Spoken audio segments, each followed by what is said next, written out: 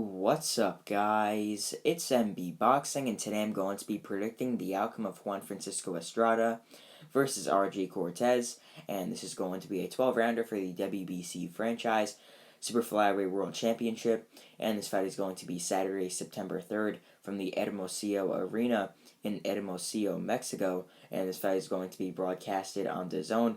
And to get into both fighters' resumes, Juan Francisco Estrada, fighting out of Mexico, holds a record of 42 wins with 3 defeats and 28 wins coming by way of knockout. He is currently not ranked by BoxRec due to inactivity. However, he is the former unified WBC and WBA Super-Flyweight World Champion. He's also the former unified WBA and WBO Flyweight World Champion. But the reason why here he's only defending the WBC Franchise World title is because when he beat Chocolatito Gonzalez in their rematch by split decision, he was the unified WBC and WBA Super-Flyweight World Champion, but then a few weeks later, the WBC granted him franchise champion status, which would vacate his WBC world title and would make him the franchise champion, and the franchise title isn't really a real world title. But then with his WBA title, he still held that and the franchise belt after the WBC granted him franchise status. Actually, like a month ago or so, he vacated that WBA title because he didn't want to fight the current regular world champion in the super flyweight division, Joshua Franco. Now he's just holding the WBC franchise title and the Ring Magazine belt. I mean, both of them aren't real world titles, but they're just sort of glamour belts, I guess you could say. That's what I view them as personally. But to list all three of his defeats, he has a unanimous decision loss to Juan Carlos Sanchez early on in his career. He has a unanimous decision defeat to Roman Chocolatito Gonzalez in their first fight years ago. And he also has a majority decision defeat to Sirisaket Sorongvisai, and that was his third ever loss. But to list some of his best victories, obviously, as I mentioned before, he defeated Roman Chocolatito Gonzalez by split decision in their second fight. I actually thought that was a robbery, if I'm going to be 100% honest. I thought Gonzalez won that fight clearly. But, some people thought it was a very close and competitive fight. But another one of his great wins was against Carlos Cuadras. He actually has 2 wins over Cuadras, one by stoppage, one by unanimous decision. He also has a unanimous decision win over Sirisaket Sorongvisai. I know, as I listed before, he has a loss, but he was able to get a win over Sorongvisai as well. And one thing about Estrada is that he avenged really all his losses on paper. Obviously, he lost to Gonzalez. He beat Gonzalez by split decision later. He lost to Sorongvisai. Then he beat Sorongvisai later. He really avenged all his losses. And with Juan Carlos Sanchez, he avenged that loss early on in his career as well, after taking that loss too. But to list some more of his best wins, he has a knockout win over Giovanni Segura, a unanimous decision win over Milan Melindo. He also has a split decision victory over Brian Viloria. But to get into his opponent's resume, Argi Cortes, also fighting out of Mexico, holds a record of 23 wins with 2 defeats and 2 draws, with 10 wins coming by way of knockout. He's currently ranked number 22 by BoxRec in the super flyweight division. And to list both of his defeats and both of his defeats and his wins as well, he has a disqualification loss to Alan Salazar Blanco, and he also has a majority decision defeat to Joaquin Cruz. But to list some of his best victories, he has a knockout win over Daniel Argueta, a knockout win over Misael Garcia Acevedo. He also has a knockout win over Cesar Ramirez Lora. He also has a split decision win over current high-rated contender Israel Gonzalez, and he also has a split decision victory over Oscar Neri Plata. So in my opinion, this fight is going to go easily in favor of one of the top 15 pound-for-pound fighters, in my opinion, in Juan Francisco Estrada.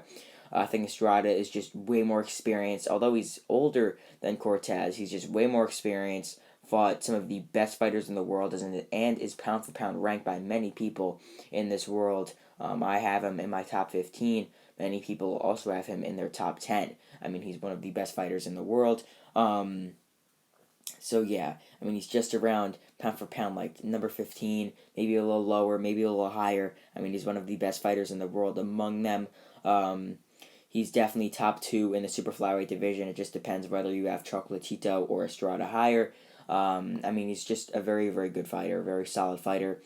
He likes to come forward in his fights, has very solid punching power as well, mixes it up to the head and to the body, and he's just levels ahead of a lot of the guys he's faced, aside from the main guys like Quadras, Chocolatito, Sorong Visai. I mean, those are the guys that are just sticking around there. That when he fought them, they were very competitive with him. But another fighter who's rising up in the ranks is Jesse Rodriguez, who has the world title that Estrada did leave behind after he became franchise champion. He holds that WBC world title. So who knows? Maybe after this fight, if Estrada fights Chocolatito in a trilogy, and if that doesn't happen, maybe Rodriguez could step in and fight Estrada or even Chocolatito, depending on what happens. But yeah, how I see this fight going down, Estrada, I just think, is going to win this fight. I mean, to be honest, this is really a mismatch. On paper, it is. Estrada is one of the best fighters in the world.